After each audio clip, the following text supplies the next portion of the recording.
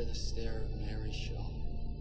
She had no children, only dolls. And if you see her in your dreams, be sure you never, ever scream.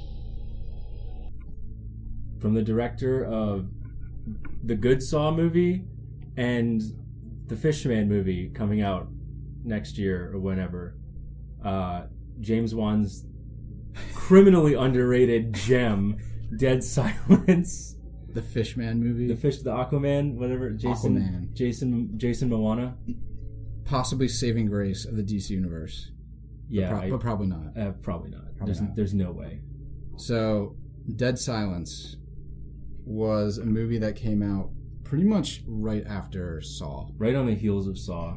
Like, Saw was, obviously a massive success. And then, Dead Silence came out, and it was very I don't want to go too far to say, under the radar, but, a lot of people kind of missed it. It was like a pretty big, Halloween movie. Yeah. But the people that are going to see those kinds of movies are the ones who always go see horror movies and stuff. Yep. So, Dead Silence is a movie about a town called Raven's Fair, where a woman who is she's the town kind of attraction. She was a ventriloquist, and her name was Mary Shaw. Mm-hmm. And Mary Shaw would put on shows for the town and do this whole dummy routine where she's being a ventriloquist, talking through the dummies. The mainstay one in most of the shows is Billy the doll, and so Billy will be hidden in the audience or some shit like that, and she'll bring him back up on stage and talk through him and yada yada yada. And so at one point in one of her shows, she's interrupted by a kid in the audience, and Mary Shaw in her show takes offense to him and his commentary. And later on, the kid he disappears.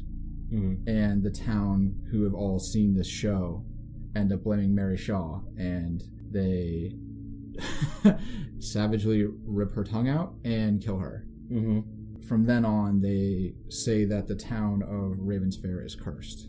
Yeah, by Mary Shaw. By Mary Shaw. And all her puppets she made, or the dolls she made. Yeah. But to start off the movie, the main character, Jamie, goes back to Raven's Fair because his wife is killed, and they find her with her tongue ripped out, and there's a doll there, and he's like, whoa, this kind of reminds me of that old wives' tale from Raven's Fair. So he goes back to investigate, and coincidentally, that's where the movie picks up.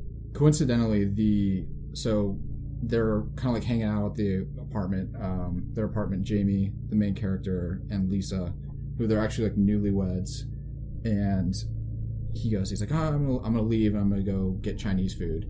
And right before he leaves, they get this package, and the mail from nobody, from Anonymous. A creepy brown paper package shows up with no return address, so yeah, I guess they'll open it. Yeah. Let's open this thing up and see what it is. What's the worst that can happen? There's no murderous doll inside for sure, 100%. Yep. So they open it up, and he's like, all right, I'm gonna get Chinese food. And he leaves, and he comes back, and his wife has her tongue ripped out. Dead as fuck. Yep.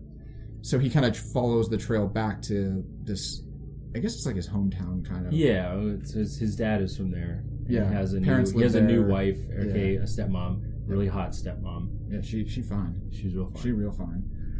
And he basically, Jamie decides with bringing and carting this doll around Billy to sort of unravel and unpackage this mystery. Yeah. Going back to the death of Mary Shaw, and even him showing up after what he's gone through. He thinks there's something there, but he's still, obviously rightfully so, kind of skeptical. He's like, this is ridiculous, that this is a curse, this is a folk tale. And then as you go on, you find out, well, maybe there's something to this. But I like this movie a lot because it's a folk tale, it's an urban myth, but it's handled really, really well. It's a ridiculous fucking concept. Yeah. The ghost of an old dead ventriloquist who has, no children, but she has all these little puppets, and they're like her children, and people are going around, and what is the rhyme? It's beware the stare of Mary Shaw. She had no children, only dolls. And if you see her, do not scream, or she'll rip your tongue out at the seam. which is like that's something you'd hear Sticks with as you. a kid. That's like the stupid, playground rhymes. If Yeah. kids still do that, which no, they don't. It really sticks with you too. Yeah, so It really sticks with you. but it's such a ridiculous concept and it's such an out there old wives' tale kind of thing. But they handle it in such a way that it actually is really, really creepy. Yeah. So one thing, Nick's talking about it, and we'll dive into a little bit more. But like the stuff between that happens between the scary parts in this movie are like really, not to downplay the movie too much, but they're kind of flat. Like they're very just like they're almost like TV movie quality. It's not a right? great movie as far as like a traditional movie goes, but as a horror movie, as like a fun, kind of like scare your friends horror movie, it's really good. And not enough people have seen it. Yeah, it's a perfect movie to put on with your buddies, like if you're staying in for Halloween or like the night before Halloween or like once you get back after Halloween. Is like the perfect movie because everyone will. The way that they direct the movie, or the movie is directed, like the scary scenes are actually really scary. Yeah, they're really scary. That's 100% James Wan. Yes, because the guy knows. I mean, a lot of the stuff he has a lot of producer credit on stuff these days, and most of it sucks because they don't let him actually lens the whole thing and have most of the control. But when James Wan is in 100% control, the way he moves the camera on horror movies and kind of puts you right in the middle of a horrifying situation. The guy is a master at it, and there's not too many people who can do it like he can. And this was like a classic example of James Wan at the helm doing exactly what he wanted. Yep. And you can really tell the difference. So like, why is this movie about creepy dolls scary and creepy, and why is something like Annabelle not? Like why is another doll movie really shitty and not scary at all, but something like Dead Silence actually makes you scared? It's all about the director. Yeah, it's all about the way that scenes are crafted. That's just it. Yeah, I definitely do. Yeah. Like, if you look at, like, a director who's really in their prime, I would go to this example. So, this is kind of a different example, different type of movie, all that shit. But the movie Arrival, if you've seen it, maybe we'll review it here. Like, if you look at Arrival... Dead Silence and Arrival are the same movie. No. If you look at Arrival, like, the screenwriter for Arrival had written, like, one sci-fi movie. One shitty sci-fi movie that was directly to the Sci-Fi Channel. Which one? What? Yeah, I don't even know the name of it. The writer of Arrival made a sci-fi original movie? Yeah. Was it Sharknado? No. Was it Mega Shark vs. Giant Octopus? No. It was not Sharknado. Mega Croc vs. Sharktopus? No. Was it... versus Croctopus? Was it Octocroc versus Sharknado? But, you get a guy like Denis Villeneuve who's done... like Prisoners and Blade Runner 2049 and Sicario, who comes in and he grabs his screenplay and just absolutely fucking crushes it. That's what I think sets this apart, is the way that the scenes are directed and the way that his camera work. It's his camera work. Yeah. Think about there's a scene where Jamie is going to sleep in a hotel, a shitty motel. That's what I'm thinking. And that's probably the scariest scene in the movie. Yeah. And so he's asleep in a shitty motel. But it's like that classic, neon motel sign that's fizzling in and out, going zzz, zzz.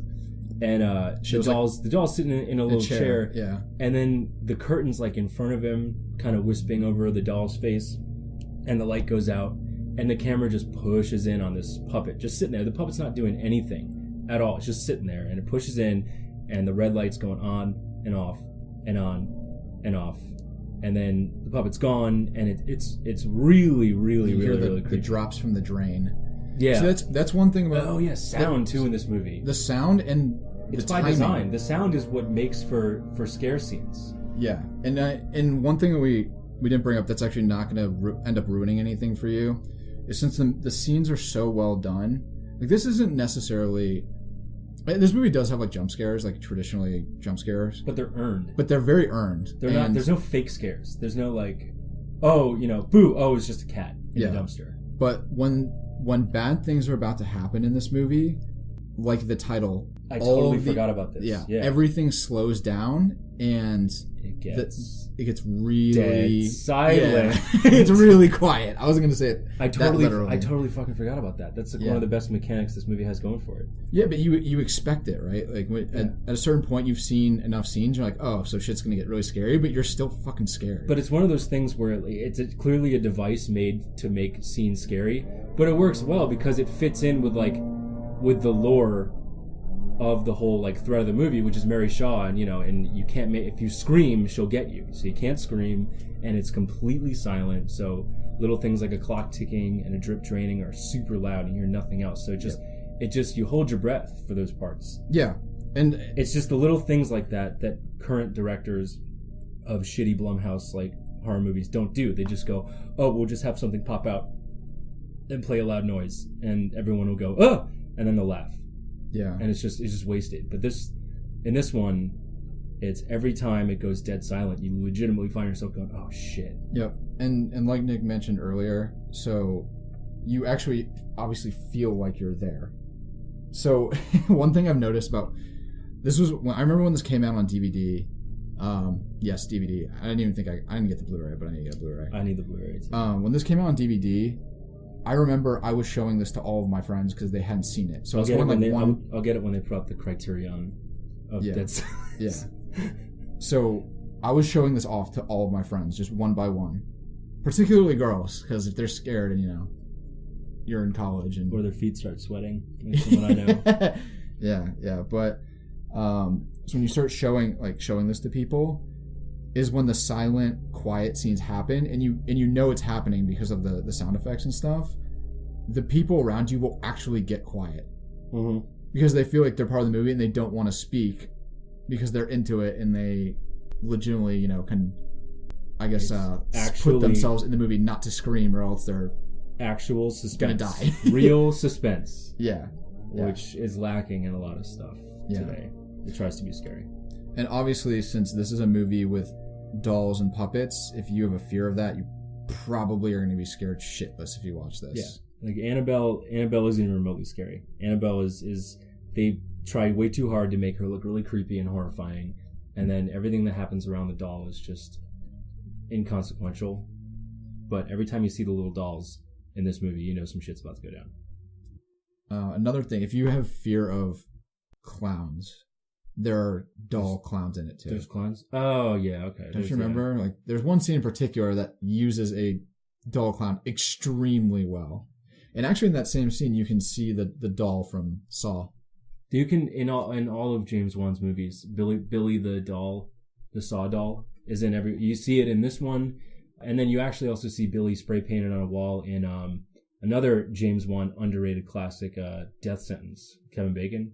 Yeah. Billy's in there, which we'll probably have to talk about that one soon, because that's James Wan killed it in the late 2000s. Yeah, but everyone missed it, kind of. No one saw Death Everyone's Sentence. Like, Saw, Conjuring. What came in between? Yeah, you got Dead Silence, you got Death Sentence, which is another like really, really underrated fucking movie. But I digress. I'd like to talk about my favorite character in the entire movie, and that's Donnie Wahlberg, the best of the Wahlberg brothers. Yeah. He's the detective, but he's like a caricature. He just uses of like a noir detective. He's ridiculous in this, and for some reason, I don't know why he did this, but it cracks me up every time I watch it. He always has a little electric razor in his pocket, and he's always shaving. Just for no, because he's really skeptical of James. I totally forgot. This whole movie's flooding back in my brain now. He completely thinks that Jamie killed his wife.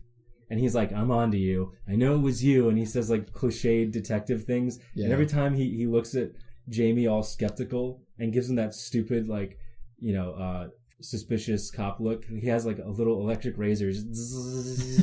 It makes no sense. Yeah. I think they put that in there specifically for him to have it on towards the end of the movie when like they have to be quiet and his razor goes off. I don't understand it, but it makes me laugh. It's really funny. It's a nice Leigh Whannell, the screenwriter gimmick that he puts in. Another thing about this, so they go back to Raven's Fair, and they'll bring up certain locations and stuff like that. I was genuinely scared when they went to certain locations. I was like, oh boy, this is gonna be a scary scene. The sets are amazing. Yeah, it's great. It looks like an old folk tale little town that has like a when you think of like a place that used to have an old carnival. and the whole place it looks like a ghost town. It looks legitimately like a ghost town. It's really cool. Yeah. It's like and what then you'd hope you'd see if you went to like a scary like haunted house place. If you were like one of those ghost hunter people and you wanted to find haunted locations, you go to a place and hit the jackpot if you found a place like Raven's Fair. It looks like that. Yeah. So the set design is awesome. Did you notice that you said Billy the Doll in Jigsaw? It's Billy the Doll in this. That's a different Billy. They use Billy the name constantly. Yeah, just like use Billy. Especially in the last act, Mary Shaw's house, and then the big glass case with all her dolls. It looks awesome. God, that's such a good. Oh my gosh, it's good. Like it's super underrated. It's all these little pieces that came together to make something that's greater than the sum of its parts. It's got a good mosaic of scares, so to speak. Yeah, there's specific scenes that stand out when they work. I mean, they pretty much all of them work. So during the movie, as you know, there's a pretty small cast in the movie, and you see the same characters a good amount. Not that they're necessarily developed, but they all kind of add pieces to the story and like little clues to like solving the mystery and Once stuff they like that. establish all your major characters, they don't introduce anybody else. You're just with those people. Yeah, Like, for however long they're there. You start with those characters, and then no spoilers, but however long they last. You start with these people and you end with these people. They don't throw new characters into like the third act and stuff. But super small cast. I imagine a pretty small budget. Yeah. Especially because he didn't have that fuck you Conjuring money like he has these days. I think it was like 20 or 30 million or something. It was not a big budget. Why don't you I'll look that up. So yeah, super small budget, $20 million. Yeah, you nailed it. What did you say, 20 to 30 million? I said 20 to 30 million. Yeah. I think it was like 22 million or something. And it only grossed 22 million, so it just barely made its money back. Gee, opening weekend that's not is even 7.8 million. This movie is way Which is better really than funny that. because now with all like the cookie cutter Halloween movies that come out around that time that you go to the movie theater to like talk with your friends and be loud and obnoxious in the theater and watch, this movie, if it came out now, would be a massive hit. Yes. Dude, this came out in 2007. Hit. If this was like one of those stupid, marketed as like a Blumhouse stupid Halloween time frame, like go waste time and go get drunk with your buddies and watch it in the theater and be annoying, it would kill. Like Paranormal Activity 4 made like a shit ton of money. Yeah.